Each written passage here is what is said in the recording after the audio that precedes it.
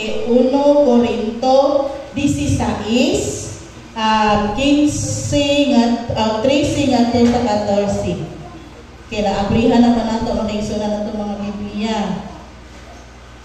Kaya ang pulong sa Dios nagaingon dinhi pagbantay kamo pagmalikon diha sa pagtuo, pagmaisugon o pagkahusganon. Buhata ang tanan diha sa gugma.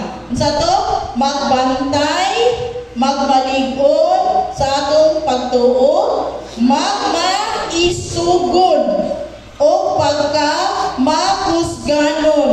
Buhata ang tanan diha sa gugma. So, naani diri sa 1 Corinthians 16:13 to 14. So, nindot ang English.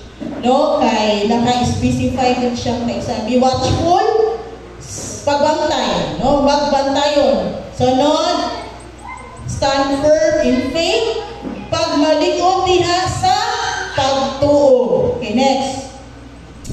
Pagmaisugod, act like men. Di ba ka nang isug ka? Ano may isug mo ba? Asa man dapat ang good nga definition sa isug? Sa lalaki, warrior yun na. Nakasagara sa mga warrior, bisintag butanaw ta sa mga salida or sa mga Bible history makaisan sa Old Testament, ang kasagara nga warrior yun ang mga lalaki. So warrior, act like men. Next, be strong. Pagka maisugod o pagka mahusganon. Next, let all you do be done in love. So, unsa may summarize sa tanan, buhata ang tanan diha sa gugma. Kini na atong bersikulo makaigsuonan, dili nato gawon ta atong topiko. Kini siya tanan nagtakol ni siya mahitungod sa usa ka klaseng amahan nga dunay kahadlok sa Ginoo. Okay. First is be watchful. Ang papa dapat watchful siya. Ikaduha is stand firm, no? Magmalig-on diha sa pagtuo. Sunod, act like men, no? Magmaisugon, magmahusganon, be strong.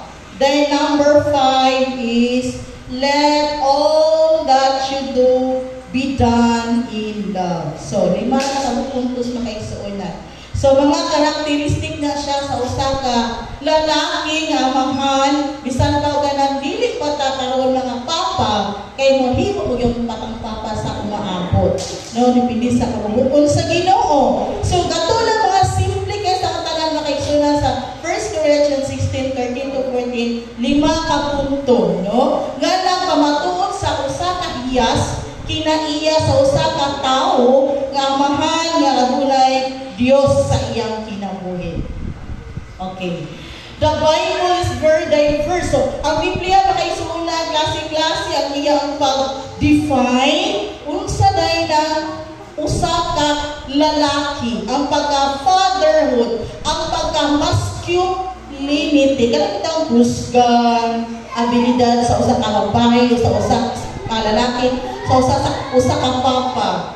Ang importante lang makaigsunan nga tanan nga gibuhat sa Ginoo nga men, no, sa Genesis 1:26-27, God created man in His own image, in the image of God He created them. So kinsa nagihimo sa Ginoo nato? Ang Ginoo sama sa iyang panagway. Men, no?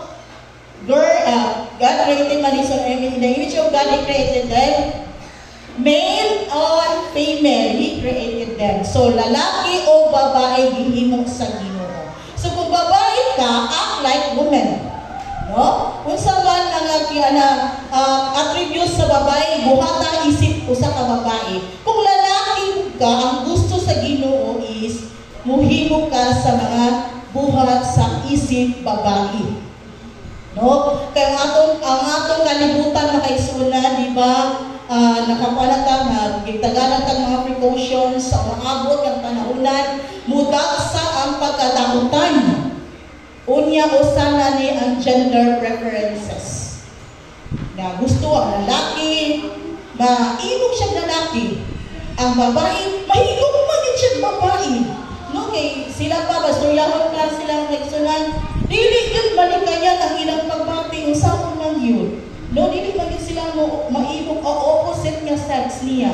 Kay luod para sa ilang.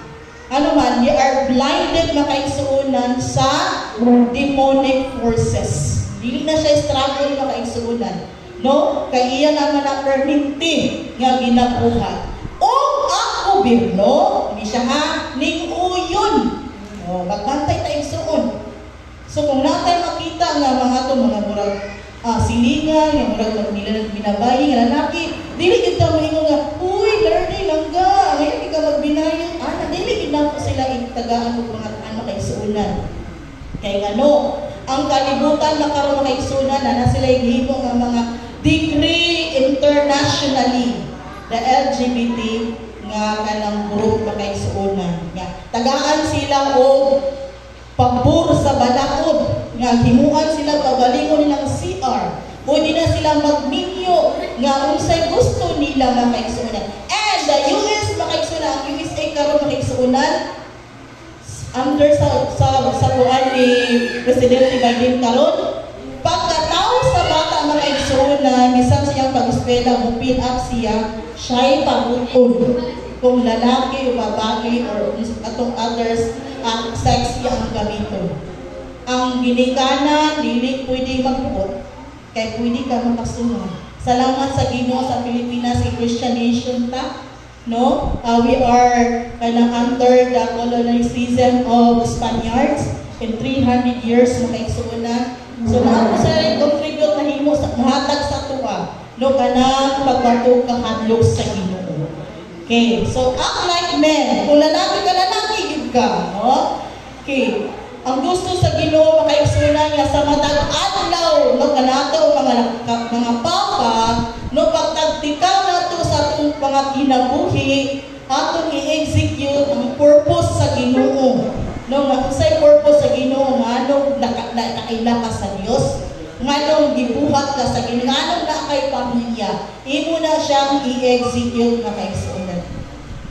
Sama na sa ugingon ganay makaigsunan sa klase kay sa katanan. Kung maghimo kang example sa Biblia makaigsunan nindot jud kay daghan kay sa katanan. Pero diri lang ta sa mga posible ra ba nga mga punto makaigsunan kay ang pagpili sa Ginoo, bisan pag hindi siya makaigsuonan, dili siya hunter. Ako nga klase pagkapapa, pagkalalaki, kay dili ko inani. No, dili siya maayo kay mga aso makaigsuonan, dili siya maayo kay sa mga dula, wala nagpasabot niya, di siya lalaki. No, kung di ka kabalo ng basketball, di ka lalaki. No, dili siya maayo kay sa gubat makaigsuonan, dili siya kay maayo kung mga pinsing-pinsing.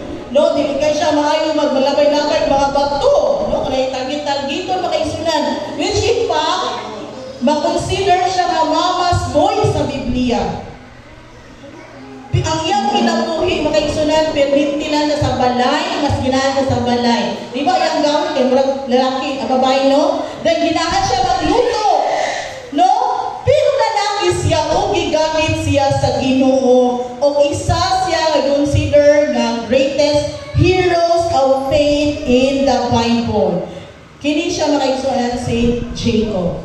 No? Makita na yung kinabuhi ni Jacob, makaigsuonan, sige, nagko po siya mama. Pero gigamit siya sa Ginoo sa pinasangit nga pamaagi. Which in fact, siya gani ang ginganlan, gitranslate ang name of Israel. Kaya nga naman, ang 12 tribes sa Israel under sa iya. Meaning to say, ang iyang mga siblings tanan ba? Ang 12 niya kaanak, muna yung naa sa 12 tribes sa Israel.